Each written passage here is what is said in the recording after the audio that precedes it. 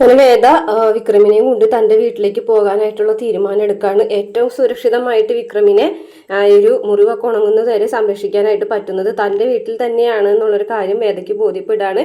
അവിടെ ഇരുന്നു കൊണ്ടാണ് രണ്ടുപേരും കൂടിയിട്ട് ഇനി അങ്ങോട്ടുള്ള കാര്യങ്ങളൊക്കെ പ്ലാൻ ചെയ്യുന്നത്. ഇതേ സമയം വാസവനാണെന്നുണ്ടെങ്കിൽ വിക്രമിനെ കാട്ടിലൊക്കെ അന്വേഷിച്ചിട്ട് കിട്ടാതാവുമ്പോൾ വിക്രം അവിടെ നിന്ന് രക്ഷപ്പെട്ടു എന്നുള്ളത് മനസ്സിലാവാണ്. അപ്പോൾ അങ്ങനെ രക്ഷപ്പെടുത്തിയിട്ടുണ്ടെങ്കിൽ ഒരു പക്ഷേ അത് വിക്രമിന്റെ വീട്ടുകാർ തന്നെയായിരിക്കും എന്നുള്ളത് ശ്രീകാന്ത് പറഞ്ഞതിന് ശേഷം വാസവൻ വീട്ടിലേക്ക് വരികയാണ് കേട്ടോ. വിക്രമിന്റെ വീട്ടിലേക്ക് വന്നിട്ട് അവിടെ ഉള്ളവരൊക്കെ ഭീഷണിപ്പെടുത്തുകയും അതുപോലെ തന്നെ വാസവൻ പറയുന്നുണ്ട്, ഞാനിങ്ങനെ ഇടയ്ക്കിടയ്ക്ക് ഇങ്ങോട്ട് വന്നിട്ടുണ്ടെങ്കിൽ അവൻ ഉറപ്പായിട്ടും മാളത്തിൽ നിന്ന് പുറത്തു വരും, പിന്നെ നിങ്ങളെ ഉപദ്രവിച്ചിട്ടുണ്ടെങ്കിൽ അവനക്ക് അത് കണ്ടു നിൽക്കാൻ പറ്റില്ലല്ലോ എന്നൊക്കെ പറഞ്ഞിട്ട് ഭീഷണിപ്പെടുത്താണ്.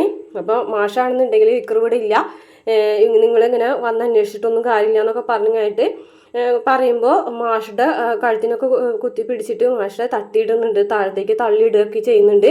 അതിനുശേഷം പിന്നീട് ശ്രീജനോടും നന്ദിനോടൊക്കെ മോശമായിട്ട് പെരുമാറുന്നുണ്ട്.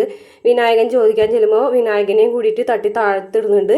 പിന്നെ കമലാമ്മ അമ്പലത്തിൽ പോയിട്ട് തൊഴുതു വരുന്ന സമയത്ത് കമലാമ്മയുടെ കയ്യിൽ നിന്ന് ആ പ്രസാദമൊക്കെ വാങ്ങിച്ച് ഊതിക്കളയും. കമലാമ്മനോട് വിക്രമിന് ഇങ്ങനെ വെടിയേറ്റു എന്നുള്ള കാര്യങ്ങളൊക്കെ പറയുമ്പോൾ വിക്രമിനെ കുറിച്ച് ആലോചിച്ചിട്ട് കമലാമ്മ തല കറങ്ങി വീഴുകയും ഹോസ്പിറ്റലിലേക്ക് കൊണ്ടുപോവുകയും ചെയ്യുന്നുണ്ട്. ഇതേ സമയം വിക്രമിനെ കുറിച്ച് ഓർത്തിരിക്കുകയാണ് വേദ. വിക്രമിനെ കൊണ്ടുവരുന്ന കാര്യങ്ങളെക്കുറിച്ചും മറ്റുള്ള കാര്യങ്ങളെക്കുറിച്ചൊക്കെ വിക്രമിൻ്റെ ഓർമ്മകളിൽ ഇരിക്കുകയാണ് കേട്ടോ വേദ.